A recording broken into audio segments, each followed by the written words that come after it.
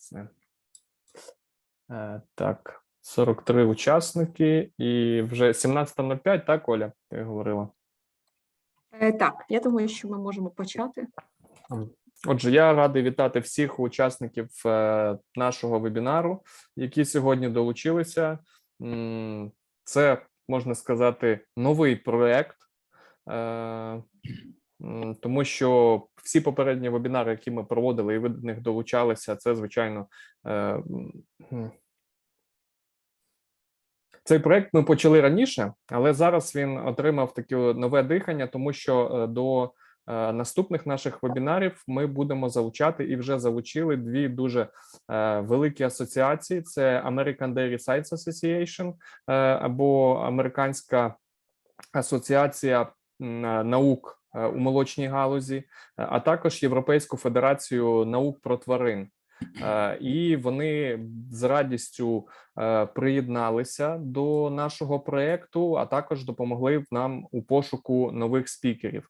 І зважаючи на те, що ми разом підбирали з ними теми наших вебінарів, вони обирали спікерів, які найбільше підходять для висвітлення цих тем. Тому я впевнений, що наш сьогоднішній вебінар і наступні вебінари в колаборації з цими асоціаціями будуть цікавими для усіх наших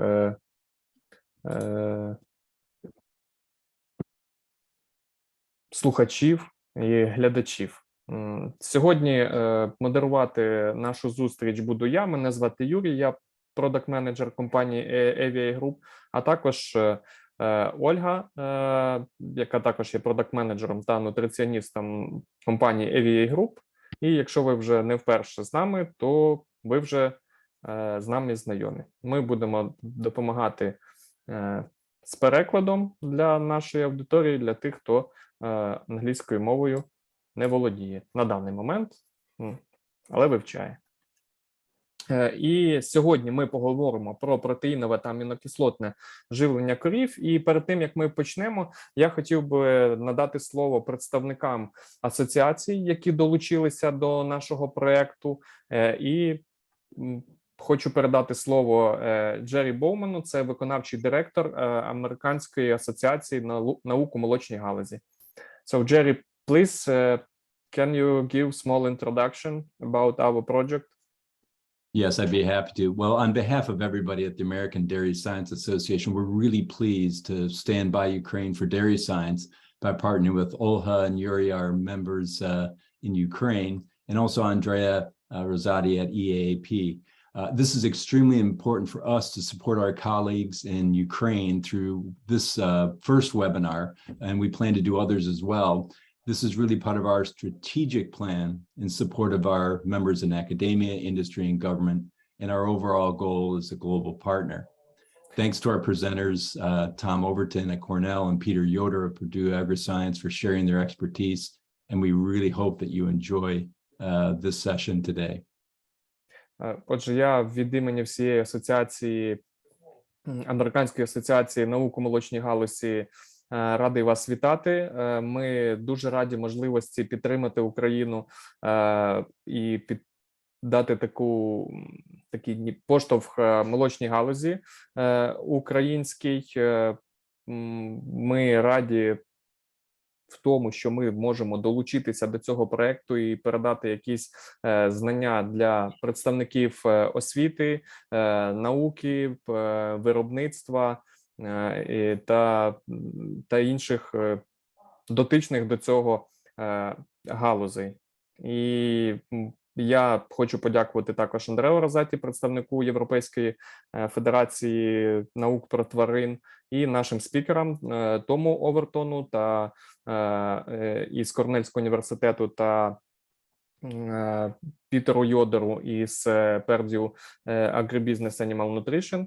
І сьогоднішній наш вебінар буде цікавий, і наступні вебінари також будуть для вас дуже цікавими. So thank you very much, Jerry, for introduction. And Andrea, please, can you also give small introduction for our audience? Yeah, thank you very much, Yuri. I apologize, I'm not able to speak Ukrainian. And I think it's much better for you if I speak English and Yuri will translate as he did to now.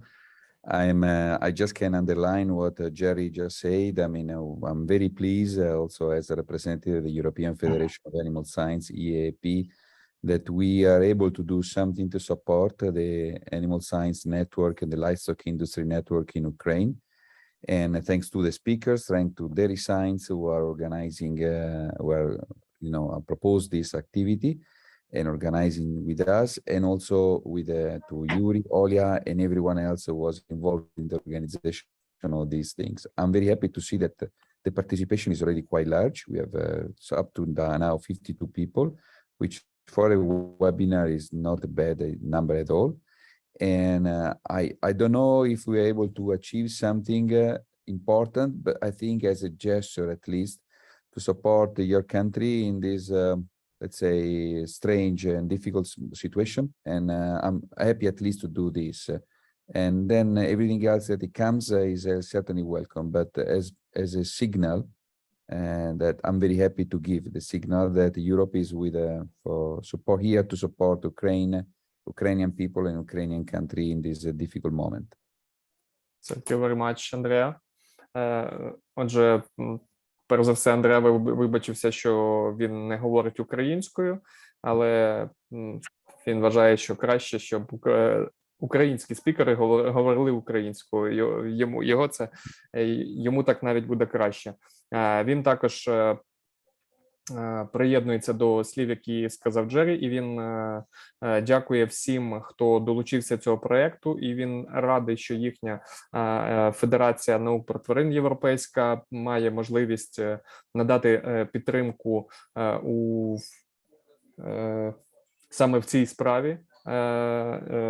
Він бачить, що вже досить вебінар наш відбувається активно, в нас підключається все більше учасників, і він радий, що ми маємо що вони мають можливість в такий складний момент для України надати підтримку, і що навіть ці заходи, ці вебінари є сигналом того, що Європа з Україною і готова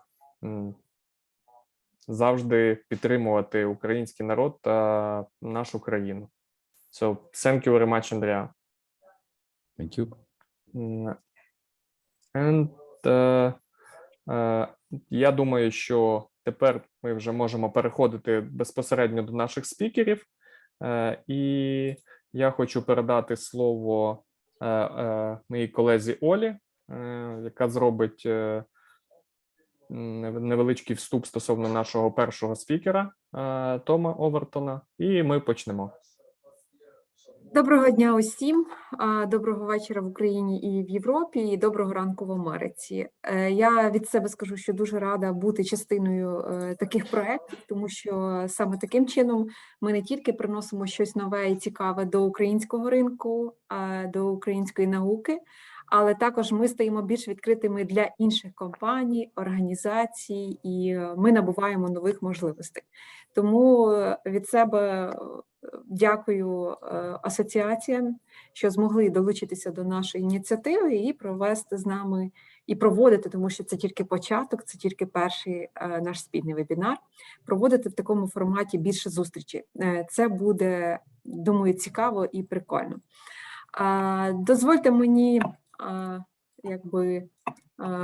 дещо розповісти про нашого спікера. Це Том Овертон. Він професор менеджменту у скотарстві та завідувач кафедрою наук про тварин в Корнельському університеті. Наш спікер дуже широко відомий своїми дослідженнями та відкриттями щодо фізіології живлення, годівлі, саме молочних корів, і спеціальний у нього фокус на транзитний період. Саме тому ми його сьогодні і запросили. Він є директором державної програми розвитку ProDairy в Корнелі і здобував освіту не тільки в Корнельському університеті, а і у університеті штату Іллінойс. Том Овертон є автором та співавтором понад 90 публікацій, рецензованих наукових публікацій і чисельних матеріалів. І він дуже цікавий своїм підходом до навчання, тому що він свою роботу пов'язує навіть з таким хобі долучити усіх можливих виробників, студентів або просто людей, які люблять займатися тваринництвом, до ініціативи навчання. І тому він дуже широко проводить дуже багато лекцій навіть в полях і студентам інших університетів, і фермерам. Тому він такий проактивний в навчальному сегменті. Please, Storm, you can share your screen, and I did small introduction about you. Yep, great. Yeah. Thanks a lot. Now we can start with you too. Yep. So before I share my slides, I just want to say it's really an honor and a privilege for me to be part of this webinar today. Перед тим, як я почну свою презентацію, я хотів би сказати, що для мене це дуже важливо і суттєво, і приємно бути сьогодні з вами тут. Yeah, and to all of you, I have tremendous admiration for your resilience, your courage, and your determination, and I wish all of you the best.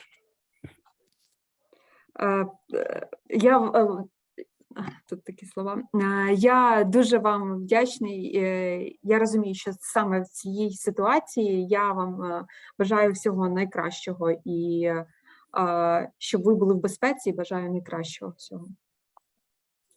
All right, let's get going here.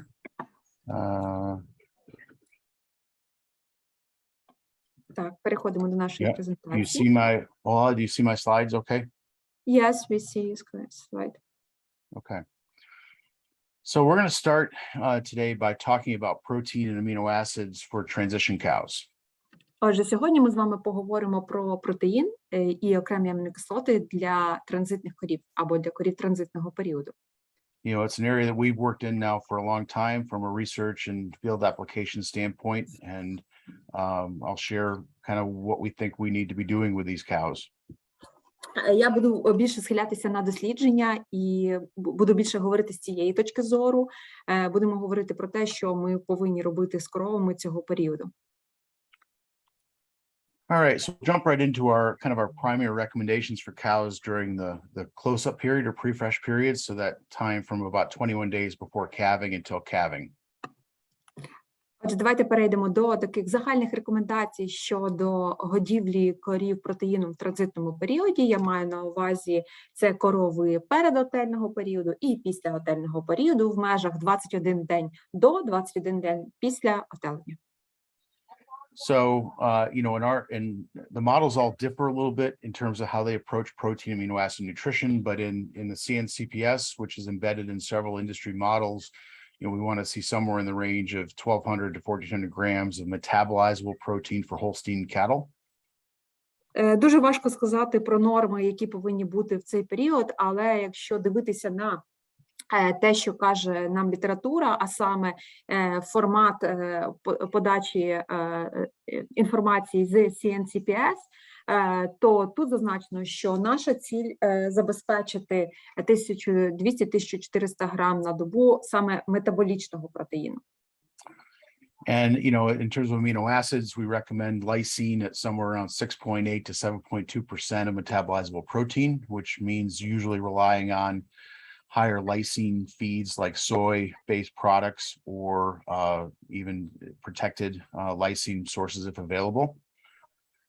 Якщо говорити про амінокислоти, то основною, по якій нормується годівля для таких корів, це лізин, і він має бути в межах 6,8-7,2% від загального метаболічного протеїну.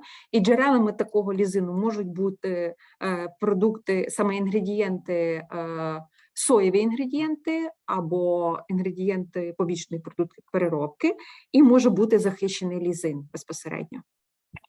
And as you'll see, we think that methionine is also an important amino acid for cows during the transition period. And so we usually end up supplementing some protected methionine to these cows to again, get them up to 2.6 to 2.8% of MP in our system.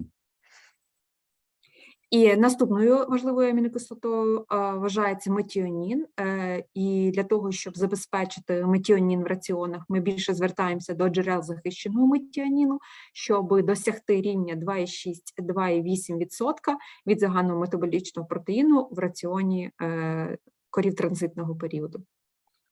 So I'll show you some results here in a minute from in the next slide from a colleague in the industry who did a kind of an analysis and suggested that we ought to be at about 1,300 grams of MP, 30 grams of methionine, and 90 grams of lysine, which supports the above recommendations. Я тут використав дані свого колеги, доктора Патріка, який зробив загальний систематичний огляд літератури, і згідно цих даних, цього аналізу, він зробив такий висновок, що для досягнення норм, необхідних для корів цього періоду, нам потрібно 1 кілограм 300 грам на добу метаболічного протеїну, 30 грам на добу метіоніну і 90 грам лізину. And I think an important point actually to get to this level of MP is we're going to really focus our protein supplementation on more RUP or bypass protein sources in this time frame. You get there much more efficiently than you do with regular rumen degradable protein sources.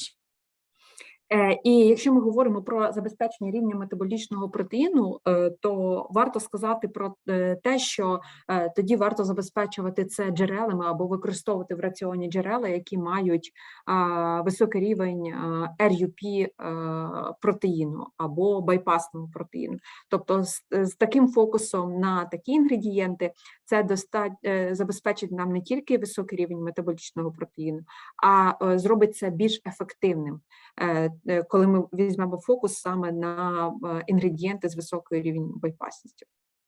And just to give you some perspective, we may be as high as 2 kilos per day of like a heat-treated soybean meal in some of these diets to get to that level of MP. Грубо кажучи, якщо ми візьмемо 2 кілограма соєвих бобів, 2 кілограма шрота соєвого, термічно обробленого, тобто прожареного, то ми можемо забезпечити ефективніше рівень RUP. And again, we're trying to do this efficiently. The cow doesn't deal well with excess nitrogen around the time of calving. Her liver doesn't deal with it as well. And so we really like total protein or crude protein under 15% in these diets. І ще, вибачте, я там ще не допереклала те, що варто сказати, що коли ми фокусуємося на RUP саме на байпасність такого протеїну, то така робота є більш ефективнішою, аніж просто дивитися на загальний протеїн. І метаболічно корова, особливо в транзитний період, вона переносить надлишок нітрогену більш критично, тобто вона погано переносить цей надлишок нітрогену. І саме для цього, саме з цього виходять норми про те, що варто корову все-таки годувати нижчим рівнем протеїну і саме підтримувати вміст сирого протеїну в раціоні на рівні 15%. So this is that regression analysis that I referred to in the previous slide that was done by Dr. Patrick French. And again, looking at milk protein yield and early lactation, prepartum MP supply, and again, suggesting that these cows do better if we provide them with more MP before calving.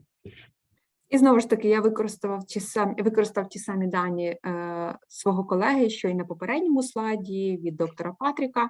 І тут зазначено в нас рівень забезпеченості метаболічного протеїну знизу, і ось тут з лівого боку це рівень білку молочного, який отримали від новотільних корів. І ось цей сірий квадратик нам говорить про те, що якщо ми якомога більше згодовуємо метаболічного протеїну, то корова є більш ефективною, тобто більш кращий результат. All right, I'll also show you some data here from a meta-analysis. This was a summary of studies that was done a few years ago where they looked at prepartum dietary MP supply using the NRC 2001 model, and then basically milk yield after calving in both first calf heifers and also in older cows. Це дослідження з метааналізу, які були зроблені декілька років тому. Знову ж таки, тут на графіках можна побачити рівень забезпеченості ось тут метаболічного протеїну в передотельний період. І тут зазначені зліва це корови першої лактації, і справа чуть це корови другої і старшої лактації. And I think the take homes here is see very nice responses in first calf heifers to more protein density in that close-up diet. Cow responses are kind of flat, right? But I'm going to share with you at the very end maybe some additional insight here from some recent work that we've done. Отже, і головним меседжем тут є те, що краще реагують на вищий рівень метаболічного протеїну в раціоні перед отеленням саме корови першої лактації, тобто нетелі, які були перед отеленням, зараз це корови першої лактації. Якщо ми говоримо про старших корів, то тут уже варіація суттєва, і краще для результату або для оцінки результату саме рівня метаболічного протеїну перед отеленням в раціоні на рівень продуктивності цих корів в лактації ми побачимо вдалі в наступних дослідженнях, які я вам покажу. Okay, as I said before, methionine we think is an important amino acid in transition cows, beginning during the pre-calving period. And on this slide, I've got represented 7 different studies that have been done over time with various forms of methionine fed, and most of them showing pretty nice milk responses in cows after calving. So pretty consistently positive responses to methionine in transition cows relative to post-calving performance. Отже, і тут зображені зібрані дослідження, які були саме проводилися на огляд рівня забезпеченості метіоніном, тому що ми вважаємо, що саме метіонін є теж дуже важливою амінокислотою, яка повинна бути забезпечена саме в передотельний період. І ось тут в таблиці зібрано 7 різних досліджень із згодованням декількох варіантів джерел захищеного метіоніну, тут можна їх побачити, і ось ми бачимо ефект. І вплив такого згодовування або такого використання додаткової кількості або нормування годівлі в пізньому сухостої метіоніном дало нам позитивні ефекти, тобто позитивний вплив на продуктивність в усіх дослідженнях. I'm going to dive a little deeper into one of the studies that looked at methionine supplementation during the transition period. This was done at University of Illinois. They had 38 cows or multiparous Holstein cows in the study. Ще декілька досліджень, які були зроблені саме тут, в Іллінойсі, щодо огляду впливу балансування раціонів за метіоніном. Це дослідження були зроблені на 38 коровах різної лактації, порода Голштин. They had 3 treatments in the study. They fed them from 21 days before calving to 30 days after calving. They had an unsuplemented control diet, and you see the methionine percent of MP in NRC 2001. They had an analog of methionine and then protected methionine source here as a third treatment. And you see the numbers here in terms of the supplementation levels. Тут в цьому дослідженні брало участь 3 групи. Можна так сказати, перша це була контрольна група, де рівень метіоніну не був дозабезпечений, це був просто збалансований раціон на рівні 1,8% від метаболічного протеїну згідно NRC норм.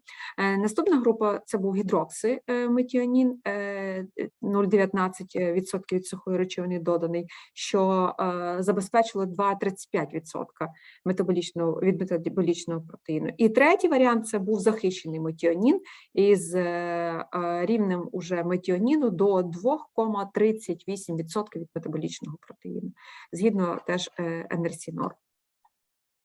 So they had a nice production response in this study, okay, but I want to share with you more of the biological findings here. I'll show you production responses in another study in a moment.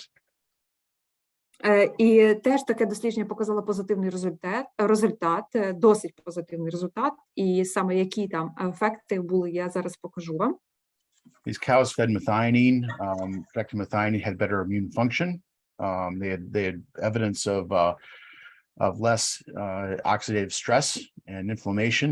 So there was, again, very positive findings relative to the immune system, inflammatory system, and oxidative metabolism. Корови, які саме споживали захищений метіонін, вони мали кращі імунно властиві, тобто імунну функцію в них була краща. Вони краще справлялися з оксидативним стресом, і тим самим у них було менше варіантів запалення. Саме тому можна виділити таких 3 речі: це імунна функція, антиоксидативна функція була покращена, і також організм справлявся з запаленнями краще. In a follow-up study, they had the same group enrolled 60 multiparous Holstein cows. They fed treatments from 28 days before calving to 60 days after calving. Again, an unsupplemented control, and then methionine with protected methionine at 2.2 to 2.3% of MP in the NRC model. І наступні дослідження були зроблені теж схожим шляхом або схожим продуктом. Це були 60 корів різної лактації тієї ж самої породи. Період застосування в нас був 28 днів до отелення, 60 днів після отелення. Знову ж таки, але тут було 2 групи: контрольна група і була група з метіоніном. Захищений це був метіонін, за допомогою якого підняли рівень метіоніну в раціоні до 2,3% від метаболічного протеїну. And then again, in this study, I will show the production responses here. They had very nice responses in dry matter intake, both prepartum and postpartum, and also very nice positive milk yield responses, again, consistent with the other literature in this area. Ці дослідження показали дуже класні результати. Позитивний вплив був і на споживання сухої речовини як до отелення, так і після отелення. Також були дуже гарні дані по ефекту або позитивному впливу на продуктивність. So one of the areas that's getting a lot of interest here lately is what implications nutrition of the dry cow has relative to the calf. And in this study, the same group looked at this and determined that actually cows fed protected methionine, their calves actually were a little bit larger at birth. And then they also had evidence of upregulated amino acid transport into the placentome, right? So into the pregnant uterus. So again, methionine may be doing things relative to the calf before she's born as well. Наступна річ, про яку задумались дослідники, чи впливає додаткове забезпечення метіоніну саме на телят. І згідно цього було встановлено або було досліджено саме вагу телят при народженні. Дійсно, вона була більшою. Також встановлено було, що використання захищеного метіоніну в пізньому сухостої, воно не тільки впливає на саме телят, вагу телят перед народженням і розвиток теляти перед народженням, але й посилює це як результат посилення транспорту амінокислот і саме передачі його через плаценту. And then in another study, the same group looked at, they were feeding the cows from 20 days before calving till calving, either unsupplemented diet or methionine at these levels in the NRC model. І знову ж таки, це там саме корови з дослідження, і тут уже період застосування було 21 до отелення. Знову ж таки, та сама технологія групування. У нас є контрольна група і є група з захищеним метіоніном.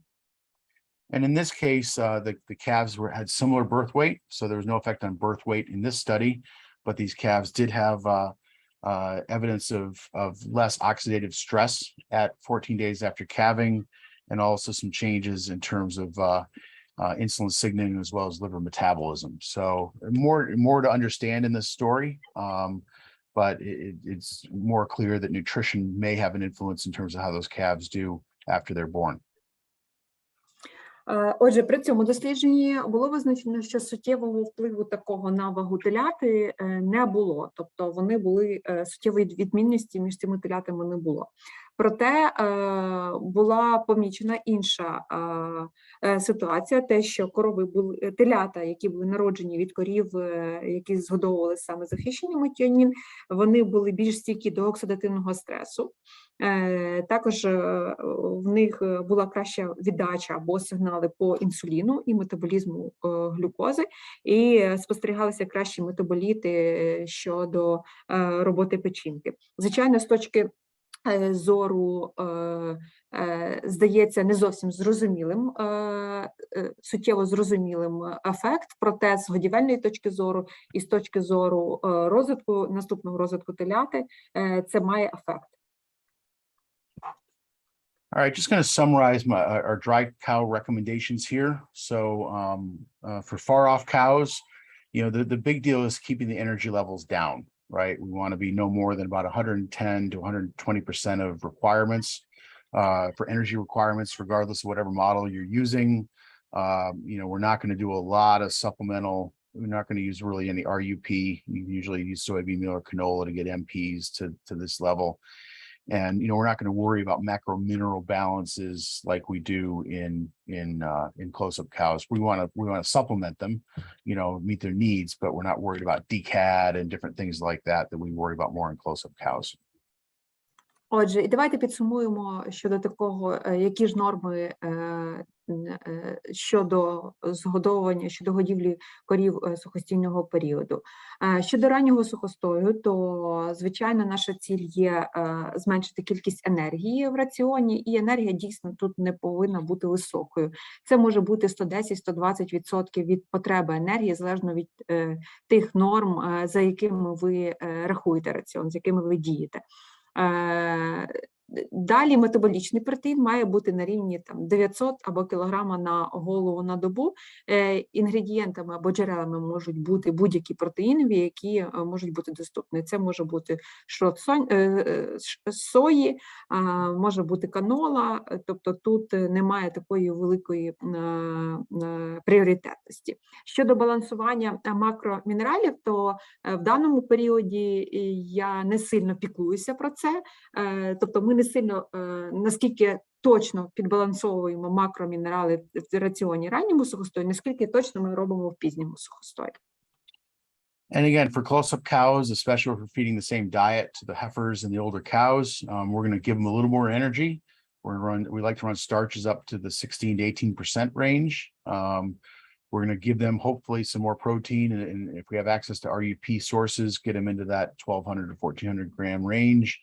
And, in this close-up cow, we are going to worry about our macrominerals, our magnesium, our DCAD, our vitamins, our trace minerals, and things like that. Щодо пізнього сухостою, і якщо ми говоримо про одну групу, де будуть утримуватися і нетелі, і корови старших лактацій, то, звичайно, в такій групі потрібно забезпечити вищий рівень енергії, десь 110-130% від рівня потреби згідно тих норм, які ви використовуєте. Для цього я підіймаю до 16-18% крохмалю в раціоні. Відповідно, до забезпечення метаболічного протеїну варто тримати фокус на рівні байпасного протеїну і діяти в межах 1200-1400 грам на голову на добу. І, звичайно, у цьому періоді критично важливо забезпечити баланс макромінералів. Ви знаєте, це може бути магній, натрій, і, звичайно, потрібно дуже важливо дивитися на баланс катіонів, аніонів в цьому періоді. Yeah, and Ola, actually, I maintain a detailed table with nutrient recommendations for far-off cows, close-up cows, fresh cows, and basically high cows. I'll send that to you after the presentation, and feel free to translate that into Ukrainian and share it with anybody you wish. So, okay. Окей, thank you, Thomas. Отже, щодо більш детальних норм, щодо годівлі в період раннього сухостою, пізнього сухостою, новотільних корів і високопротивних корів, то я зроблю детальну таблицю, за якими нормами я дію, яких норм я притримуюся, і потім відішлю колегам вашим, тобто Юрію і Ользі, і вони перекладуть на українську і поділяться з вами. All right. Now, some herds, it's not practical to feed a two-group dry cow system, right? And whether it's smaller herds or other considerations. And so what about one group strategies for dry cows? And Thomas, previously it was a separately group, yes? That we have separately one. What's that? Previously slide, it was about separate group. Yeah, with the so first, I yes. Yeah, so I prefer two-group dry cow systems. I prefer far off and close up, but for some herds, that's not a practical solution. So what do we do if we only have one group of dry cows? Окей. А я вибачаюсь перед аудиторією. Минулий слайд щодо норм і щодо позицій забезпечення поживних речовин, це дійсно були для груп, які утримуються окремо, там нетелі окремо і корови старшої лактації окремо. І Том віддає перевагу саме такому групуванню і такому підходу. Хоча є велика кількість речей, ферм, де дійсно невелике стадо, або такий досвід, практика така застосування окремих двох груп майже неможливо, тобто не досить практично. Тому в такому випадку він буде транслювати зараз рекомендації щодо утримання там, де в нас утримується одна група, і нетелі, і корови старшої лактації разом. And so if we're doing one group dry cow program, we're going to run the energy kind of in the middle between the far off and the close up. So we're going to be 110 to 130%, maybe 14 to 16% starch. Тоді для такої групи, де отримуємо разом, нам все-таки потрібно зробити дещо менший рівень енергії, ніж якби у нас були групи окремо. Я би тримав щось середнє між раннім сухостоєм і пізнім сухостоєм на 14-16% крохмалю. And we're going to run the MP kind of at the lower end of the close-up recommendation, and we're going to formulate minerals pretty much like we would for the close-up cows. І щодо рівня метаболічного протеїну, то він трошечки буде нижчий, але теж на рівні 1200 грам на голову на добу. І щодо балансування мінералів, вони повинні бути схожі на рівні, які забезпечуються для корів пізнього сухостою. And again, you know, I do prefer two-group dry cow systems. I think there's always some compromise with one groups, but I also recognize that it may be the most practical and most effectively implemented solution for some farms. І знову ж таки, я віддаю перевагу групуванням корів, окремим групам для пізнього сухостою, проте для деяких ферм це дійсно більш практично об'єднувати групи разом. All right, in the last few minutes here, I want to make some comments on metabolizable protein and amino acids for the fresh cow, the post-calving cow, which, believe it or not, hasn't gotten a lot of research until recently. Отже, давайте перейдемо з вами до теми метаболічного протеїну і амінокислот саме в новотільний період, тобто до корів після отелення, і дійсно в цьому періоді є на коровах саме цього періоду зроблено дуже багато досліджень. So just like we characterize a negative energy balance after calving in many cows, we can also calculate a negative protein balance. These cows appear to enter negative protein balance, and it lasts maybe for about 21 days. Так само, як ми з вами калькулюємо, розуміємо всю сутність негативно-енергетичного балансу, те саме і відбувається з метаболічним протеїном. Тобто ми теж маємо негативний баланс метаболічного протеїну в новотільний період. І так само, як для енергії, цей період сягає десь, саме критичний період для цього є 21 день. So this was a small study that was done in Denmark, but it was a very interesting study. And they only had 8 cows in the study, and their whole goal was to see if what would happen if they eliminated that negative protein balance. Це було невеличке дослідження, зроблено в Данії. Ось невеличке дослідження, але досить суттєве, і ціль було подивитися, як реагують корови, якщо ми мінімізуємо цей негативний протеїновий баланс, негативний дефіцит саме метаболічного протеїну. So they had either the controls were infused into the abomasum with water, and the treatment cows received casein, which again is an ideal source as milk protein of protein amino acids into the abomasum, again simulating if they fed more bypass protein to these cows. Як проводилося це дослідження? Вводили безпосередньо в сечуг рідини. В контрольній групі це була вода, а в дослідній групі це був казеїн. Ви знаєте, що казеїн – це ідеальне джерело метаболічного протеїну і саме ідеальне джерело по амінокислотах. І, грубо кажучи, таким практичним або теоретично-практичним методом введення в корову саме байпас протеїну, тому що казеїн був безпосередньо введений в сечуг. Вони боролися з дефіцитом метаболічного протеїну. And so you can see they infused 360 grams 1 day in milk, 720 at 2 days in milk, and then they decreased the amount that they infused as the cow's intakes increased. Отже, казеїн був введений в перший день лактації, вони ввели 360 грамів на добу, в другий день лактації було введено 720. І вже з подальшого вони почали зменшувати введення цієї рідини, а з тим самим почало збільшуватися споживання сухої речовини. Тобто при збільшенні споживання сухої речовини вони зменшували введення казеїну. And so if we look at their results, the dry matter intakes were the same between the treatments after calving. If they look at metabolizable protein supply, it was by design higher in the cows which used casein. And so you see that difference between the two treatments with the casein infusion. Отже, якщо говорити про споживання сухої речовини, то споживання сухої речовини буквально не змінилося між цими двома групами, які приймали участь в дослідженнях. Звичайно, якщо подивитися на забезпечення метаболічним протеїном цих дві групи, то різниця, яка була створена, вона була створена саме казеїном, саме казеїном, і ось ви бачите велика різниця по забезпеченню метаболічного протеїну.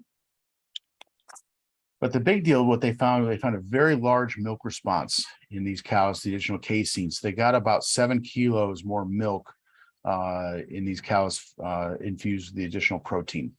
Але найбільше враження було з отриманих результатів, тому що у результаті забезпечення такого вищого рівня метаболічного протеїну вони побачили ідеальний ефект або ідеальну асоціацію із збільшенням метаболічного протеїну в новотільний період і пов'язаний з продуктивністю. Відповідно, вони отримали на 7,2 кг на добу більше в корів, яким вводили цей казеїн. Okay. The last study I'll show you was done recently at Ohio State. Move my screen here. They had 80 cows in the study, and they fed 4 dietary treatments from calving until 25 days after calving. Я вам ще покажу дослідження, які були проведені у університеті штату Огайо. В дослідженні приймали участь 80 корів, досліджували цих 80 корів з різними 4 варіантами раціонів. Згодовували ці раціони від 0 до 25-го дня лактації. Okay. They fed cows either a diet that was predicted to be deficient in MP with the NRC model, a diet that was predicted to be adequate in MP with the NRC model, a diet that was further optimized with an amino acid blend, and then a diet where they reduced the forage level and increased some non-forage fiber byproduct sources. Було 4 у нас варіанти раціонів. Перший був з дефіцитом метаболічного протеїну відповідно до моделі НРС, до рівня забезпечення. Наступний був адекватний відповідно до тих норм по НРС. Третій варіант у нас був із забезпеченням рівня амінокислот за допомогою амінокислотного бленду, захищені амінокислоти. And Tom, fourth, it was with blend and higher level of forage. Low. Yeah. So the blend was amino acid optimized with methionine. They all had methionine, but there was also had lysine and histidine in there. It was some additional protein as well in this treatment. And then this treatment was the same, except they decreased the forage level, brought in some non-forage fiber, some byproduct sources. І тут вже більше порівнювали третій і четвертий раціони, і третій був з блендом, і ви бачите цей бленд, і це не означає, що це був тільки метіонін, тут був і метіонін, і лізин, і гістидин, тобто бленд амінокислот. І в четвертому раціоні був такий же рівень по протеїнах, і саме цей же ж бленд використовувався, але там було зменшено кількість клітковини, саме НДК з фуражів. All right, just show you the response differed a bit by in the heifers and the older cows. And I think in general, if we look here at the dry matter intakes, the heifers actually responded quite well to this diet that had the less forage and more non-forage fiber. The cows responded quite well to that amino acid optimized blend in terms of their feed intakes. Отже, і для аналізу досліджень розглядали окремо новотільні корови, окремо, вибачте, корови першої лактації, які були нетолами, і окремо старших корів. І на що дивилися? Дивилися на споживання сухої речовини, перш за все. І ось, якщо говорити про корів першої лактації, то вони добре відреагували на саме на раціон, краще відреагували на раціон, де використовувався амінокислотний бленд і де було менше клітковини. Якщо ми говоримо про корів старшої лактації, то більший ефект мав раціон із просто адекватним нормованим рівнем метаболічного протеїну згідно моделі. Okay, and again, looking more at the milk yield responses, again, these cows were fed this through about 30 days in milk, and then looking at the carryover, again, the multiparous cows responded really well to this higher protein optimized amino acid blend. The heifers responded to that non-forage, the diet with less forage in it, more non-forage fiber.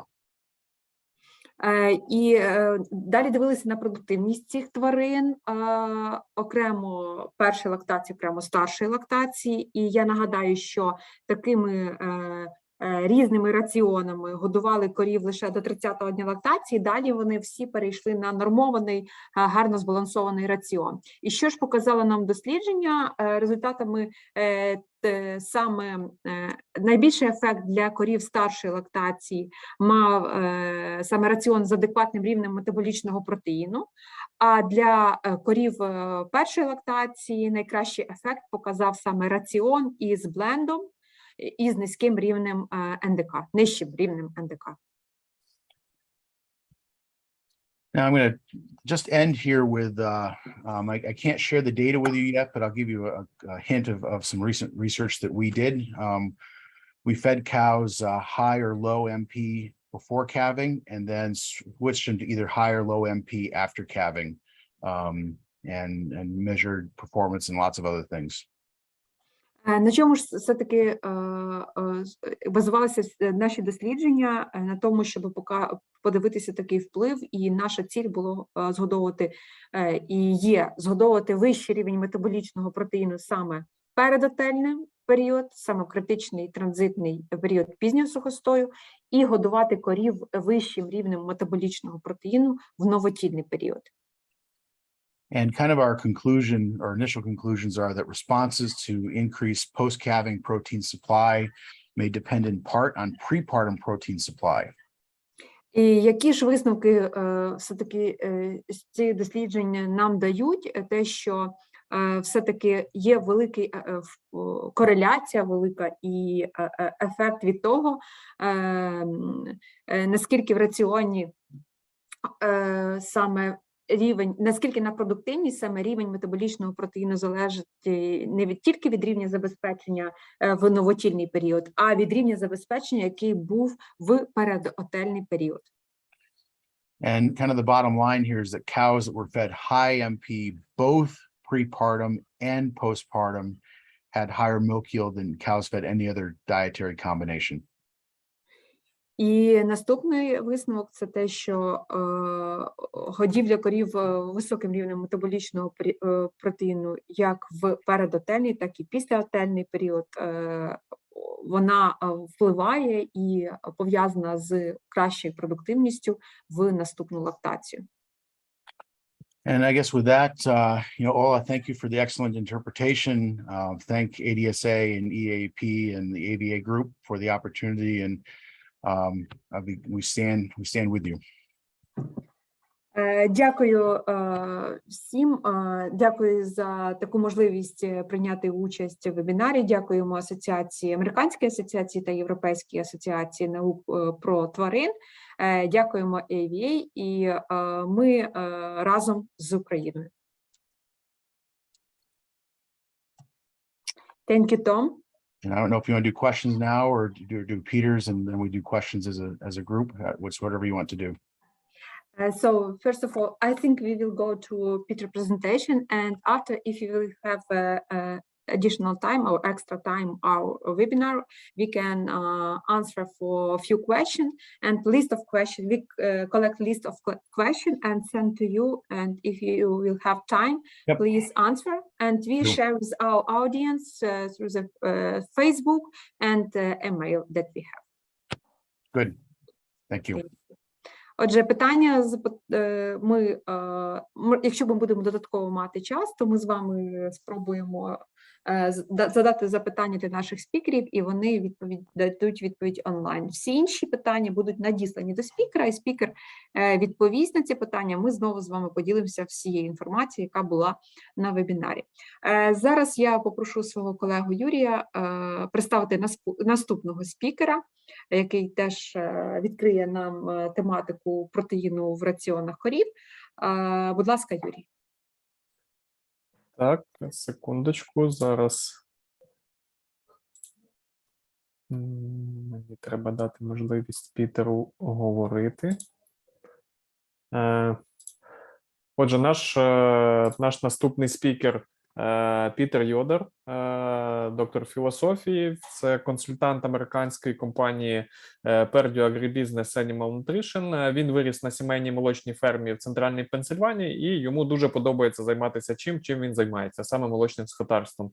Він здобував освіту спершу в університеті штату Пенсильванія, там він бакалавра отримав, магістра отримав в університеті штату Огайо, і в університеті штату Вірджинія він вже захистив свою дисертацію на ступінь доктора філософії.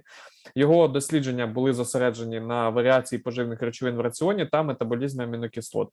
Він є автором та співавтором 12 статей в рецензованих журналах, які пов'язані безпосередньо з його дисертаційними дослідженнями. Він стажувався на молочних фермах Каліфорнії та Небраски і працював нутриціоністом як в США, так і в інших країнах. І сьогодні він нам розповість про протеїнове та амінокислотне живлення саме дійних корів і зосередиться на використанні результатів останніх досліджень по амінокислотах при розробці раціонів для дійних корів. So, Peter, I already made a small introduction about you, and I think we can start with your presentation. Okay. Well, good afternoon. Sincerely appreciate the opportunity to do this. Humbled, and my heart goes out for Ukraine, and I this presentation. Appreciate the opportunity to do this. Я дякую за запрошення. Всім доброго дня. Я дякую за запрошення на цей вебінар. Україна в моєму серці. Я радий, що я можу вам сьогодні презентувати цю презентацію. So today I'm going to start by talking a little bit high level protein nutrition for dairy cows and intertwine some recent research. Отже, сьогодні я хотів би поговорити про протеїнове живлення корів і досить годівлю корів досить високими рівнями протеїну і зосередимось на останніх дослідженнях, на останніх публікаціях.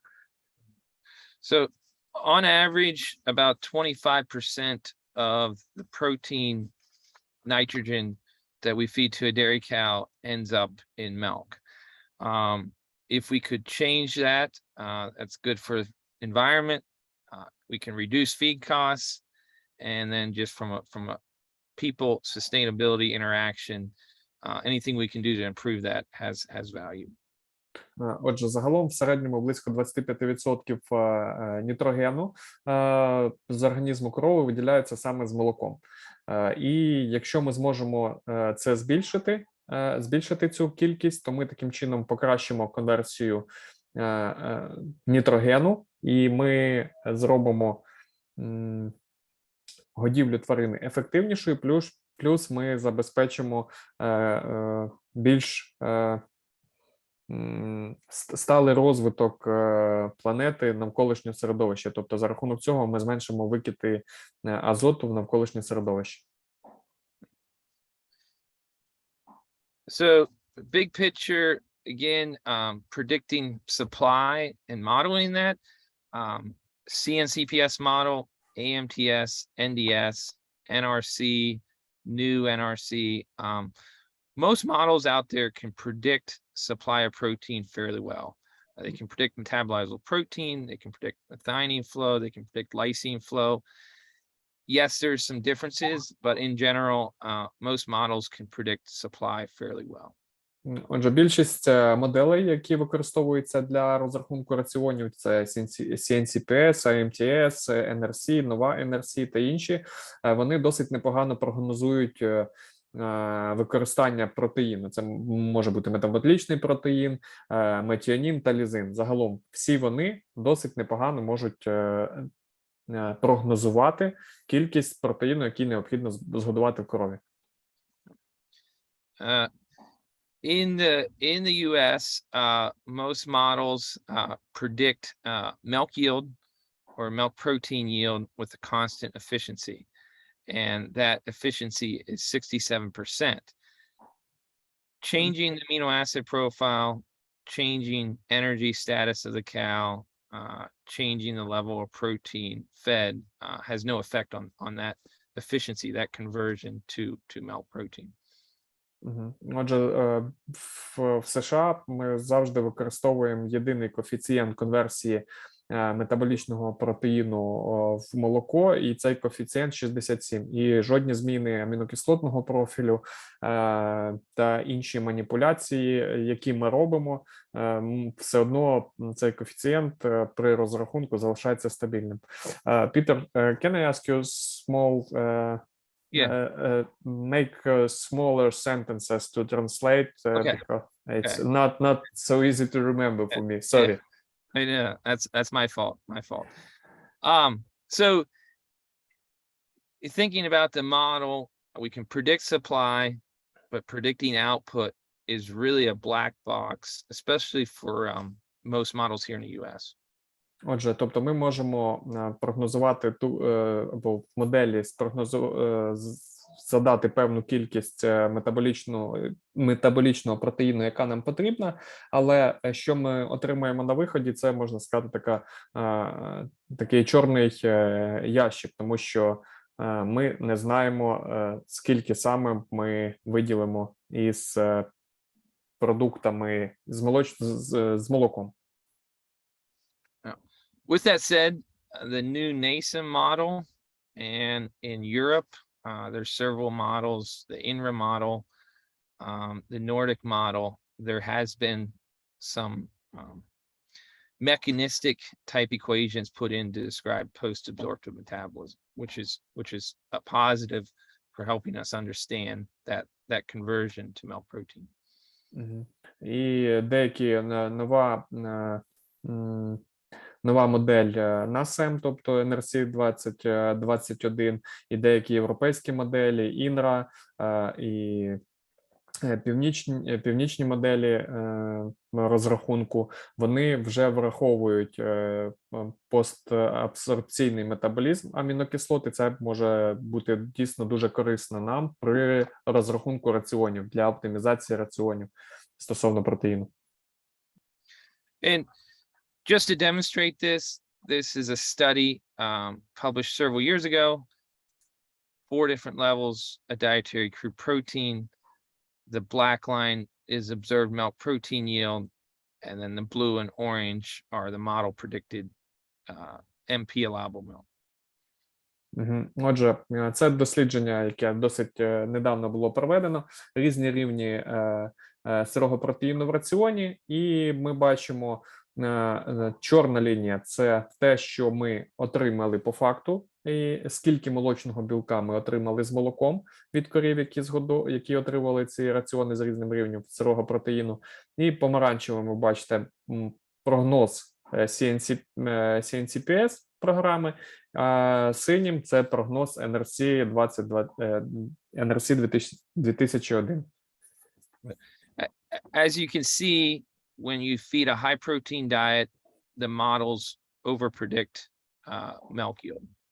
І як ви бачите, коли ми згодовуємо раціони з високим рівнем протеїну, то програми переоцінюють кількість молочного білка, який буде виділений твариною. And when you feed a low protein diet, the models tend to underpredict milk yield. І навпаки, коли ми згодовуємо низькі рівні сирого протеїну в раціоні, моделі навпаки недооцінюють кількість або прогнозують меншу кількість молочного протеїну. And so to summarize this part, when you look at a model, whether it's CNCPS or NRC, feeding less MP, the model predicts a significant yield loss. You can see 2.2 kilograms versus if we use a more dynamic efficiency, it would be 0.6 kilograms. Отже, і якщо підсумувати, то програма, яку ми використовуємо, наприклад, NRC чи CNCPS, коли ми будемо згодовувати на 100 грам метаболічного протеїну менше, то програма прогнозує, що ми отримуємо на 2,2 кілограма молока менше. Якщо це більш інша програма або інша модель, яка говорить про більшу ефективність, буде говорити, що це приблизно мінус 0,6 кг молока. And then when we feed more MP, 100 gram MP above the requirement, if we believe in requirements, there's no response of feeding extra protein. When in fact, there's probably a small response. There's not a clearly defined requirement for MP or amino acids. Отже, якщо ми будемо згодовувати на 100 грам навпаки більше метаболічного протеїну, то нам норми скажуть, що ми не отримаємо додаткового молока, хоча насправді ми отримаємо, і хоча це буде не така вже значна кількість. So to summarize this, I try to put an example here. I usually use an airplane, a machine versus a cow. In this case, I'm using a tank versus a cow. Отже, щоб наочно це показати, я порівнюю корову і зазвичай використовую літак. Сьогодні я використав танк. So most nutrition models consider things to be static. For example, not dynamic. If a machine runs out of fuel, if a tank runs out of fuel, the machine stops. Metabolism in a cow is dynamic. There's flexibility, and our models tend to not incorporate in that flexibility in metabolism. І якщо говорити про моделі, то зазвичай вони досить такі статичні і, можна сказати, такі, як якісь механізми, як якісь автомобіль чи танк. Якщо пальне закінчувалось, то вони не їдуть. І корова, навпаки, вона є метаболічно гнучкою, і вона здатна до змін і до якихось підлаштувань. І, на жаль, моделі це не враховують. So what we're learning is that efficiency for amino acids can vary. Sources of energy can affect amino acid metabolism. And then we're learning that nutrients can regulate metabolic activity enzyme activity, which altogether provide flexibility to the cow.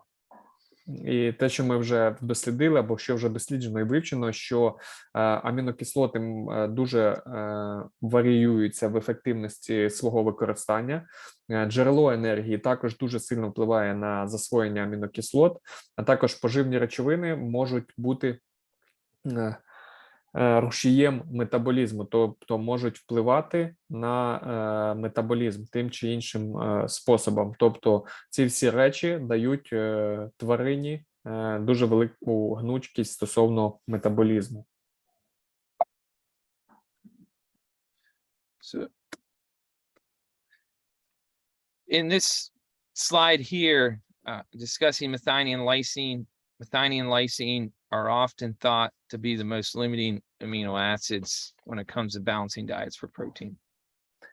І на цьому слайді ми поговоримо про метіонін та лізин, які зазвичай розглядають як перші лімітуючі амінокислоти, коли ми балансуємо раціон за протеїном. However, here in the US, only about 20 to 25% of cows are fed diets balanced for methionine and lysine. Проте, якщо говорити про США, то лише 20-25% корів, для 20-25% корів, які є в США, раціони дійсно балансують за метіоніном та лізином. So are the farmers and nutritionists right in that most cows aren't balanced for methionine and lysine, or is the research not telling the whole story? Can you repeat, explain? And What I'm saying is, so 75% of the population, cattle population, do not get balanced for methionine and lysine. So what is wrong? Is the research not telling the whole story, or cows have more flexibility and it's more complicated than just methionine and lysine? Тобто, і чи це дослідження не зовсім точно відображає, що відбувається, і що насправді не 75% не отримують збалансований раціон за метіоніном і лізином, а що корови насправді мають більшу метаболічну гнучкість стосовно використання цього метіоніну та лізину. And so where we're going, you can see on the chart in the left, as we add methionine in a diet, methionine as a percent of MP, only 11% of that methionine is ending up as milk protein yield. І якщо ви подивитесь на цей слайд, от ми додаємо до раціону метіонін, то тільки 11% метіоніну згодованого корові максимум буде надходити до складу молочного білка. And if we believed in the barrel and stave figure on the left, that marginal efficiency should be significantly higher. І якщо ми дійсно віримо в цю модель бочку Лібіха, яка знаходиться тут зліва, то насправді ефективність використання метіоніну має бути значно вища. So where the new NRC NASA model is going is not simply looking at methionine and lysine. It's looking at more amino acids. And when you look at the ratio of lysine methionine, it's being completely ignored in the new NASM approach. І зараз нові норми НРС, тобто NASM, вони вже по-іншому підходять до амінокислотного живлення, і вони вже не сфокусовані тільки на метіоніні та лізині, там враховано набагато більше амінокислот. Якщо подивитися на їх співвідношення, то в новому НРС воно ігнорується, саме збереження якогось співвідношення метіоніну та лізину. And part of the reason we're learning it's more than methionine and lysine, and it's not strict requirements, is we're starting to understand that amino acids, energy, stage of lactation can regulate milk protein yield, milk yield in dairy cows. So basically you have nutrients that are linking to the rate of metabolism. Отже, і те, що чому це відбувається, те, що ми вивчили, що нам що ми не маємо зациклюватись на метіоніні та лізині через те, що стадія лактації, джерела енергії, інші амінокислоти, окремі так звані сигнальні поживні речовини, вони можуть мати більший вплив на кількість молочного протеїну і загалом на надій. So as an Yes. example, Yeah. as an example, this wrestler here, to increase muscle mass, he is not going to consume a low protein diet. He's going to consume things like whey protein, branched chain amino acids to stimulate muscle accretion. І, наприклад, цей борець на фотографії, який всім нашим аудиторії відомий, це Жан Беленюк, він для того, щоб наростити м'язи, він не буде споживати раціон з низьким вмістом протеїну, він буде споживати сироватковий протеїн, концентрат сироваткового протеїну, буде споживати продукти з розгалудженими амінокислотами і тому подібне. Тобто він буде споживати те, що буде стимулювати нарощення його м'язової маси. So this link between nutrients and growth is considered to be regulated by something called mTOR. It's widely conserved across animals, and now we're finding it may regulate milk protein yield, milk production in dairy cows.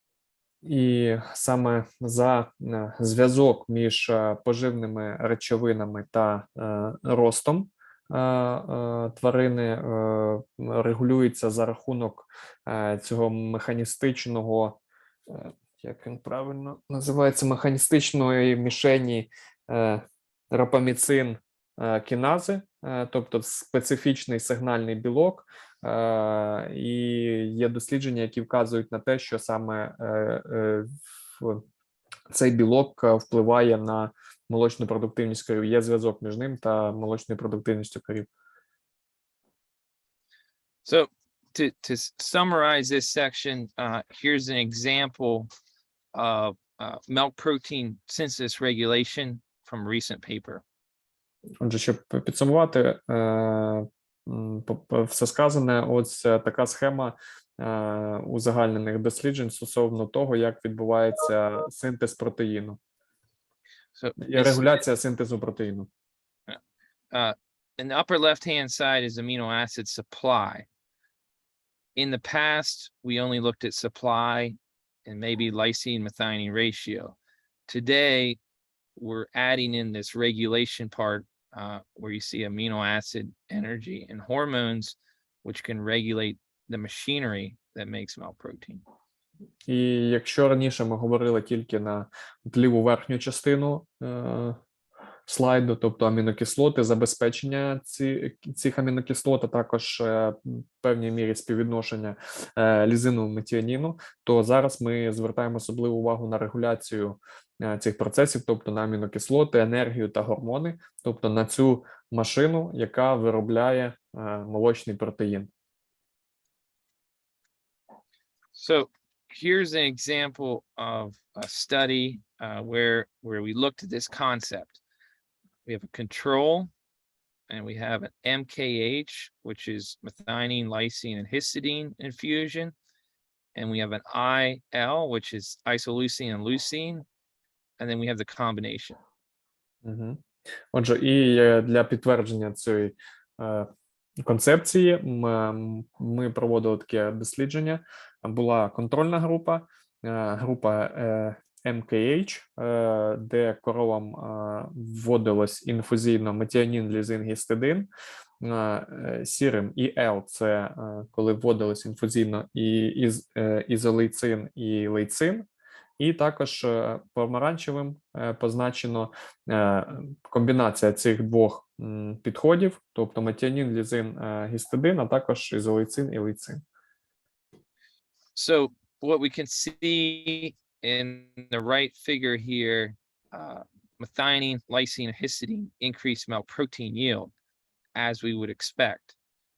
However, look at leucine and isoleucine increasing milk protein yield. And if you believe the barrel and stave approach, that should not occur. І якщо подивитися на праву частину цього слайду, то саме метіонілізин та гістидин інфузії в нас збільшили кількість молочного протеїну за добу виділення. І якщо подивитися на ізолейцин та лейцин, і якщо вірити саме в теорію лімітуючих амінокислот і цю бочку Лібіха, то підвищення за рахунок ізолейцину та лейцину не повинно було б відбутися.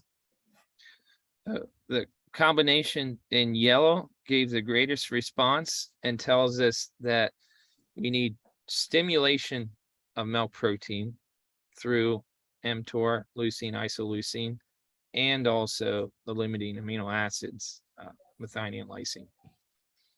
Отже, і ми бачимо, що жовтий стовпчик, тобто на комбінація цих двох підходів дало найкращий результат. Тобто ми маємо стимулювати цей mTOR білок за рахунок ізолейцину і лейцину, і також забезпечити достатню кількість метіоніну, лізину, гістидину. Here is milk yield, and as you can see, milk yield was significantly increased by leucine and isoleucine, both in milk yield and energy corrected milk yield, which is not the case with methionine and lysine. І якщо подивитися на ці слайди по надою, то саме ізолейцин та лейцин стимулювали молочну продуктивність тварин, яким робили цю інфузію, давали найбільше молока, і не найбільше, а більше молока, ніж комбінація метіонін, лізин і гістидин, і також скоригованого за жиром молока також давали більше. And here is another study. Now, there's not a lot of studies looking at leucine and isoleucine, but what you can see in this study in terms of milk protein yield and milk yield, you can see differences: leucine, isoleucine, threonine plus methionine. І також інше дослідження, яке знову ж таки показує на вплив ізолейцину та лейцину. По кількості молочного білку ми бачимо комбінація ізолейцин, лейцин, метіонін, треонін, і загалом по надою молока. Так само ця комбінація показала досить хороший результат. And in this meta-analysis in Journal Dairy Science, leucine was the only amino acid associated with increased milk and milk protein yield. І на основі метааналізу в журнал Dairy Science говорить, що саме лейцин пов'язаний і лише лейцин пов'язаний зі збільшенням і надою молока, і молочного протеїну. And one more study to discuss. This was recently an abstract, and we have a high crude protein diet and an amino acid balanced diet as treatments. І також ще одне дослідження для обговорення. Це дослідження полягало в тому, що одні корови споживали раціон з високим вмістом сирого протеїну, а інші споживали раціон із збалансованими амінокислотами. And what I want to show you is methionine supply is increased in the amino acid balanced diet, but the outcome was milk protein yield was similar. І на що я хочу звернути увагу, що метіонін у групі, там, де були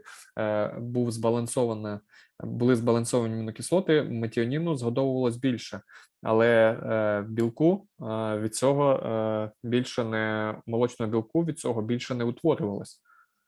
So again, it may be more than methionine and lysine, and as you can see, leucine is a higher supply in the high crude protein diet, and it appears the cows had better performance on the high crude protein diet. І, можливо, як я вже говорив, це не лише метіонін та лізин. І якщо ми побачимо, то лейцину в нас було більше в раціоні з високим вмістом сирого протеїну, і саме раціон з високим вмістом сирого протеїну забезпечував кращу продуктивність корів. So this is the new NASEM approach for predicting milk protein yield, or MP allowable milk. And as you can see, it's more than methionine and lysine. І на цьому слайді узагальнена нова модель прогнозування білка на СЕМ 2021. І як ви бачите, за кількістю метаболічного протеїну, як ви бачите, що тут не лише метіонін та лізин. In this new NASEM approach, lysine to methionine ratio doesn't matter. And they look at 5 essential amino acids, which are listed here.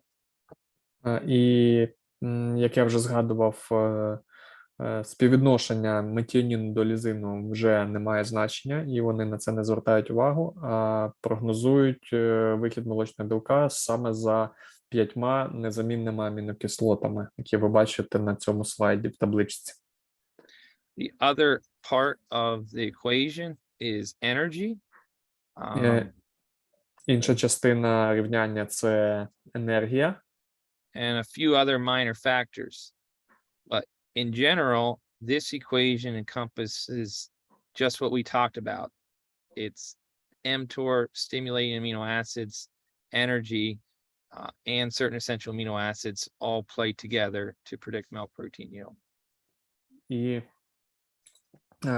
ще є також фактори в цьому рівнянні, але, як я вже говорив, основна частина – це саме 5 амінокислот незамінних, які плюс енергія та інші фактори, які в сумі стимулюють саме цей білок сигнальний для того, щоб корова виробляла більше молочного протеїну. In this example, I have the CNCPS model, AMTS, NDS, and NASEM 2021, and looking at the predicted milk responses from 2 feed ingredients. І я на цьому слайді порівняв прогнозування надою молока за різними моделями. Це CNCPS версія 6.55 та NASEM 2021, або нові норми, нову модель NRC. І я порівняв два компоненти. The left-hand side, I have heat-treated soybean meal, our high RUP soybean meal, cooked soybean meal, and what you can see is the models predict a very different milk yield response. І зліва ви бачите, це просмажений соєвий шрот, тобто соєвий шрот з високим рівнем байпас протеїну або нерозщепленого в рубці протеїну. І ви бачите, що дві програми дали абсолютно два різних прогнози стосовно надої. And what I'd add to this is, I believe in bypass protein. In most diets in the US, we will have, say, 2 kilos of heat-treated soybean meal. But as you can see here, the value on it changes a lot. I guess to summarize this, I don't know if this makes sense. We would expect 1 kilogram response from heat-treated soybean meal. The model predicts 3.2 CNCPS. We think the new NASEM is much more realistic.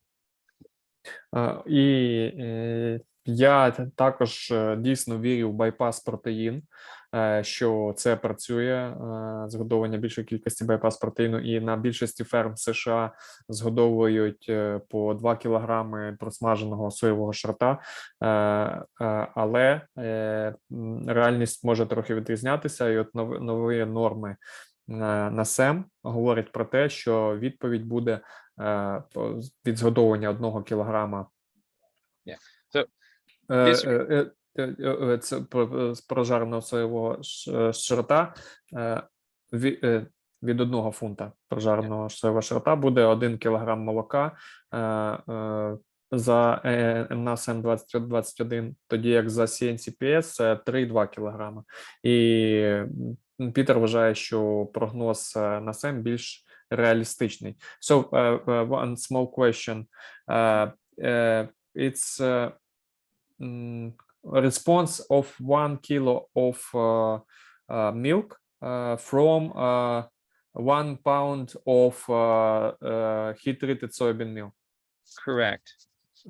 Все, так як я сказав, це 1 кілограм молока із пів кілограма, грубо кажучи, соєвого шрота прожареного.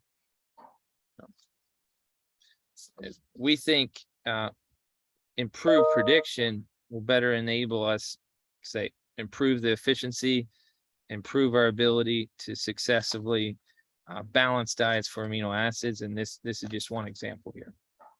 І це приклад того, що ми маємо покращувати саме прогнозування надою, підходи до прогнозування ефективності використання білку, ефективності використання амінокислот.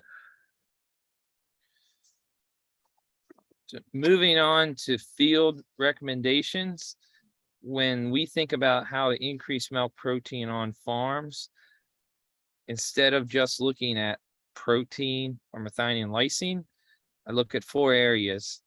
What's the limiting essential amino acids, stimulatory essential amino acids, energy, and days in milk or stage of lactation. Отже, і якщо говорити про безпосередньо вже про використання протеїну в полях, тобто або нормування протеїну в полях, що ми рекомендуємо на господарствах, то ми повинні враховувати не тільки рівень протеїну, медіаніну та лізину, а і лімітуючі незамінні амінокислоти, стимулюючі незамінні амінокислоти, енергію та день лактації чи стадію лактації, тобто вплив гормонів.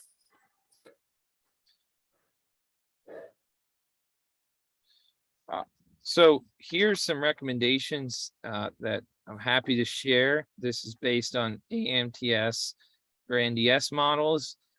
If you want a more extensive table, happy to share it as well. Отже, тут ви бачите мої рекомендації, засновані на моделі AMTS та ADS. Я радий, що я можу з вами ними поділитися. Також, якщо ви хочете більш ширшу рекомендації, я також можу їх підготувати, таку табличку. The first thing that we look at is what is the intake of energy, fermentable energy. Перше, на що ми звертаємо увагу, це кількість енергії, тобто кількість енергії ферментованої. We want to maximize energy, fermentable energy intake for 2 reasons: microbial protein and stimulation of milk protein through mTOR, as we discussed. І ми хочемо використовувати високу кількість енергії ферментативної з 2 причин. Це стимуляція вироблення метаболічного протеїну, мікробіального протеїну, та вплив на виробництво молочного протеїну через цей сигнальний білок mTOR. So in a 1-group TMR, we would be targeting what's in this middle column here for high cows. Отже, якщо в нас на господарстві продуктивні корови всі в одній групі, то ми б рекомендували цю середню колоночку. But it's not so common in Ukraine, just one productive group. Mostly it's 2, or on some farms even 3 groups. Excellent, excellent. So if you have multiple groups, a fresh cow group, high cow group, low cow group, you can see my recommendations there on top, and I assume these will be shared. The second area to look to after energy is what is the rumen degradable protein. Наступне, на що ми звертаємо увагу, це кількість розщеплюваного в руці протеїну. And with that, you can see in fresh cows, recommend high protein diet, relatively high RDP. High cows, moderately high. We'll also look at rumen ammonia in CNCPS, and then a low cow dropping that RDP slightly.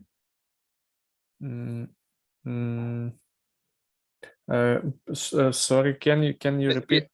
Yeah. So RDP is the second thing I look at, and we do not want that to be short. So in a fresh cow, feed relatively high amounts, a high cow, moderate amount, and a low cow, slightly less. Отже, і якщо говорити про розщеплюваний в рубці протеїн, то ми також не хотіли б обмежувати дуже сильно його згодовування. Тобто в новотільних коровах ми рекомендуємо згодовувати дійсно високопротеїнові раціони, де розщеплюваний в рубці протеїн займатиме значну частину. Вже на піку лактації для високопродуктивних корів помірно високий рівень розщеплюваного в рубці протеїну і нижчий, звичайно, для корів низькопродуктивних або корів пізньої лактації. After that, I'll look at amino acids, and I start by looking at amino acids by looking at total essential amino acids relative to energy. І якщо говорити про амінокислоти, то я б говорив про метаболічні незамінні амінокислоти пов'язані із високою енергією.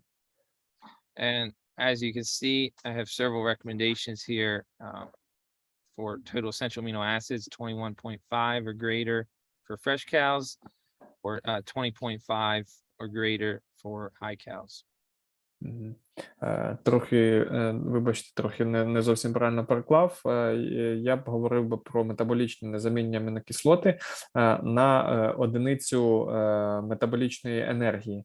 І для новотільних корів це було б 21,5 грам на 1 мегакалорію або понад 21,5 грам на 1 мегакалорію. Для високопродуктивних понад 25, трошки менше на 1 мегакалорію. Again, these are recommendations that we utilize in the field, are not necessarily research recommendations. They don't incorporate all aspects of the NASEM. We just think of it as a simple way that is to look at essential amino acid supply. It's more sensitive than MP, more sensitive than crude protein, just a simple field recommendation to look at. І я наголошую на тому, що це такі польові рекомендації, те, що ми використовуємо в своїй компанії при рекомендації нашим клієнтам, тобто це не обов'язково рекомендації для якихось наукових досліджень чи на основі наукових досліджень, вони не зовсім відповідають рекомендаціям NASEM, але це те, в що ми віримо. Ми віримо, що саме незамінні амінокислоти мають сильний вплив, а не тільки метаболічний протеїн та сирий протеїн. And lastly, we will look at individual amino acids. I have lysine and methionine here. One thing you will notice is these recommendations are less than what the models recommend. І якщо говорити про балансування окремих амінокислот, і тут я навів приклад метіоніну та лізину, і якщо ви порівняєте з рекомендаціями в моделях, то в його рекомендації Пітерові польові менші, тобто вони рекомендують нижчі рівні цих амінокислот. In many diets we work with, we actually we will not fine-tune amino acids. We'll just look at those first three areas: energy, RDP, and total essential amino acids. І зазвичай вони не фокусуються на якихось окремих амінокислотах, коли балансують раціони для господарств, а саме фокусуються на трьох речах: це енергія, розщеплюваний в рубці протеїн та незамінні амінокислоти. Загальна кількість незамінних амінокислот. So just to summarize this part, we still think we still need nutritionists. We still need to use our mind and brain. No models are perfect at this point. And we I think that's an important thing to remember. Да, і ми вважаємо, що важлива річ пам'ятати те, що модель не заміняє людину, і тобто її мозок, і завжди треба докласти зусиль для того, щоб розрахувати правильний раціон. Тобто не програма все-таки рахує раціон, а людина. So the combination of models, observing cow responses, and thinking about it from a big picture, I think is very useful. І саме використання моделі, спостереження за відповіддю коровами на той чи інший раціон, і використання або розуміння більш такої загальної картини – це найкраща комбінація для позитивних результатів. Other comments that we look at, we talked about this briefly, but optimizing RDP, we highly recommend looking at milk urea nitrogen, which I assume you do, and then strategic use of urea is often done here. Отже, стосовно інших стратегій, то це може бути оптимізація згодовування розщепленого в рубці протеїну, і це ми можемо робити за рахунок контролю азоту сечовини молока і таким чином стратегічно використовувати сечовину. And when it comes to optimizing amino acids, one of the easiest ways to balance or optimize amino acids is using multiple protein sources, multiple protein ingredients. І якщо говорити про те, щоб забезпечити або оптимізувати використання амінокислот або зготовувати більшу кількість амінокислот, то я помітив, що це зазвичай пов'язано з використанням більшої кількості джерел протеїнів. If you're feeding multiple protein ingredients and you're feeding a moderate level of crude protein, say 16.5–17%, and you're balancing RDP, your amino acids supply and what we talked about with leucine will probably be fine. Отже, якщо ви використовуєте велику кількість джерел протеїну, ви контролюєте кількість незамінних амінокислот та рівень розщепленого в рубці протеїну може бути навіть на рівні 16,5–17, але за рахунок балансування цих амінокислот ми можемо отримати позитивний результат. Consider protein digestibility. That is an area that will affect performance. So what is the digestibility of the bypass protein sources you're feeding? Також важливо враховувати засвоєння білка і звертайте увагу на перетравність білка, байпас кормів, які ви згодовуєте. Кормів, які є джерелом байпас протеїну, серед які ви згодовуєте. Synthetic amino acids, we all know in poultry and pigs, there's lots of synthetic amino acids fed. In dairy cows, in my opinion, in most cases, they're cost prohibitive. І якщо говорити про синтетичні захищені амінокислоти, загалом синтетичні амінокислоти, ми знаємо, що дуже поширені в птахівництві та в свинарстві. Якщо ж говорити про велику рату худобу, то, на мій погляд, їх ціна дійсно переоцінена або непомірно висока. So just an example, the cost of methionine for a broiler chicken is probably about $1.50 per pound. For a dairy cow, that's more like $12. So maybe for translation, but the cost of digestible amino acid from a synthetic source is about 10 times more expensive for a dairy cow versus a chicken. І якщо порівняти, наприклад, вартість амінокислоти для курки, для курей буде приблизно $1,5, тоді як для ВРХ $12. Тобто, це дуже велика різниця. І одиниця перетравненого протеїну чи чи амінокислоти, яка зготована, буде набагато вище.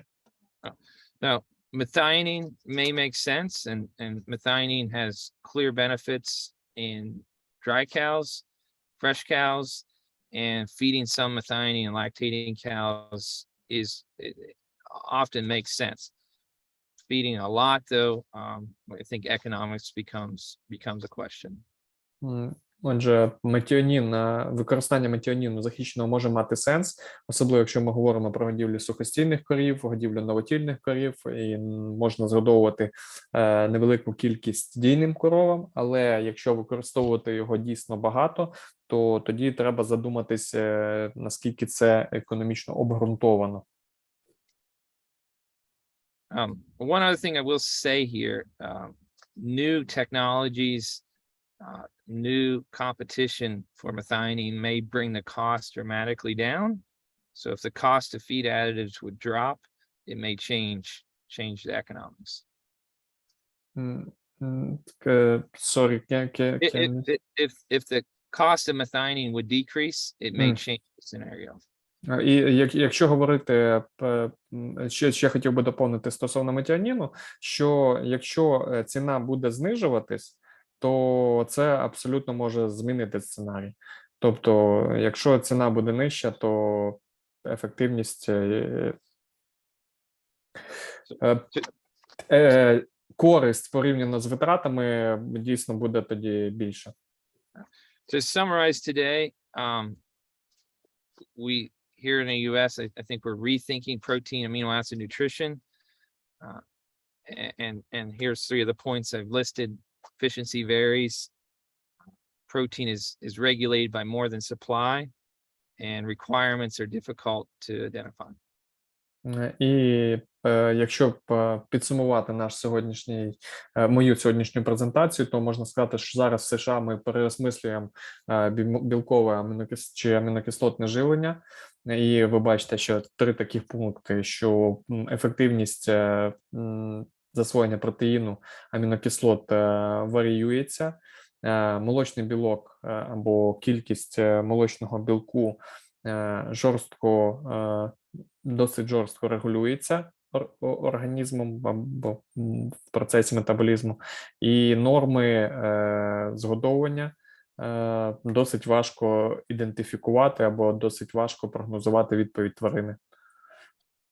So when we look at ration formulation, as we discussed, more than methionine and lysine, and think about the stage of lactation, think about total essential amino acids, and maximizing fermentable energy intake.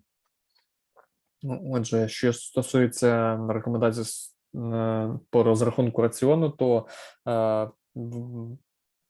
звертайте увагу не тільки на метіонін та лізин, звертайте увагу на стадію лактації, забезпечення загальної кількості незамінних амінокислот, а також на максимізацію згодовування ферментативної енергії. And my last point is recognize that cows are not machines. Cows have dynamic, flexible metabolism. Our models are useful, but our models don't always incorporate that flexibility and metabolism. І пам'ятайте про те, що корова – це не машина, вона має динамічний та гнучкий метаболізм, і, на жаль, моделі є дуже корисними, але не завжди враховують саме цю гнучкість метаболічну. And with that, I'll say thank you. I sincerely appreciate this opportunity to present here. And my heart goes out for Ukraine. So. Я дякую вам за увагу. Я дуже радий, що мав можливість сьогодні перед вами виступити, і моє серце з Україною. Або Україна в моєму серці. Thank you very much, Peter. Yeah. So you can stop sharing your screen. Okay.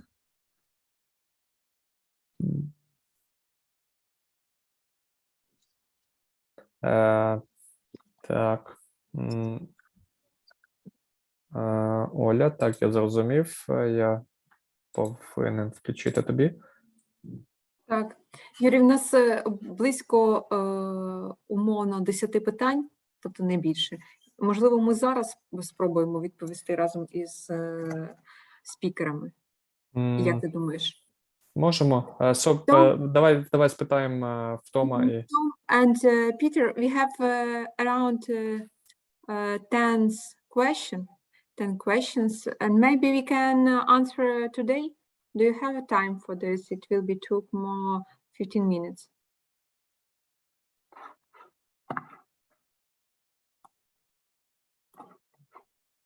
Том, Юра, будь ласка, включи звук для Тома і для... Будь ласка. Oops. Sorry, Tom. I have to about 10 minutes and then I have to leave, but then I can answer questions for which you don't get to.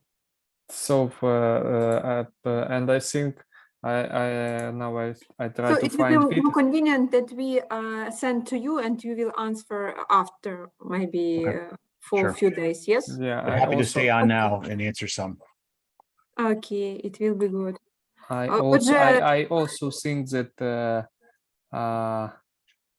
that Peter also already leave us. We saw that he was On the road, yes. in the car on the route. I think so. So we will make, as we discussed in our previous meeting with you, Jerry, that we will make a list of questions and send this list to our speakers and ask them to answer it. Отже, дякуємо усім, хто приєднався. Ми дійсно краще зберемо ці питання, відправимо спікерам, адже в них не так багато часу. Один із спікерів, Том Йодер, він з нами. Ось, але буде краще, коли ми відправимо. Я думаю, що отримаємо більше, можливо, розгорнуті навіть відповіді. Можливо, з тим. Ось, і отримали ми лист повідомлення від Джері і від імені усієї Американської асоціації наук про тварин. Він дякує усім, хто міг приєднатися сьогодні. І для них це велика честь підтримати всю українську, можна так сказати, організацію і всіх українців, хто зацікавлений взагалі в розвитку тваринництва і молочного тваринництва. І дійсно для них велика честь разом із нашим таким проектом підтримати Україну. Так, я також... Sorry, Peter, you lost your connection. We collect all of our question and send to you. It will be great to have an answer later because Tom have limited of time and another part of team as well. Good? Yeah, I see you. Answer again. Good. Я також хотів би подякувати всім учасникам нашого вебінару, хто доєднався. Особливо також хотів би подякувати Михайлу Юрійовичу Сичову, з яким, можна сказати, ми почали цей проєкт ще навесні. І перші вебінари ми організовували для університетів, і сьогодні також за його допомоги до нас долучилася значна кількість представників освіти та науки з усіх регіонів України. Я всім дякую за увагу. Юрій, ще подякуємо нашим support. Так, Jerry, Andrea, Thomas, Peter, and all your teams. We're really thankful for your joining to our project, and we really appreciate your support. And with your help, we will win. Yeah. And see you next webinar and next meeting. You want to say when is going to be the next webinar? Yes. November 15, no? Yes. And also we will share all of the information for our audience through our chat and also Facebook. Thank you very much. Next webinar. Well done. Good. Excellent. Thank you. And we're honored to stand by our committed and brave colleagues in Ukraine and support you. And thank you again. We hope you'll join us in November for the next one. Дякую. Це дійсно честь для нас підтримати всіх українців таким спільним проєктом з нашими колегами з України. І сподіваюся вас побачити знову в наступному місяці, вже в листопаді, на наступному вебінарі. Так, як завжди, чекайте анонсів на нашій Фейсбук-сторінці, а також через ті канали, через які ви отримали запрошення на цей вебінар. І наступний вебінар відбудеться 15 листопада. Про тему і спікера ми повідомимо вас пізніше, але буде, як зазвичай, цікаво, тому долучайтесь. Thank you. Have a nice day, evening. Have a nice time. Bye-bye. Bye. Bye-bye. Всім дякуємо за увагу.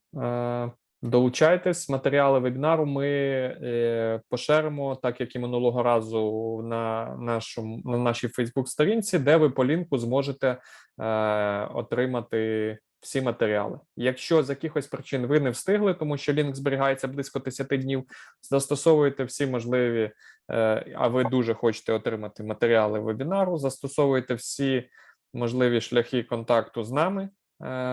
Це будь-хто з нашої команди AVA Group, і ми обов'язково передамо вам матеріали і цього вебінару, і попередніх. І наступних. І наступних, так, коли вони будуть. До зустрічі і на зв'язку. Дякуємо. Все, всім до побачення.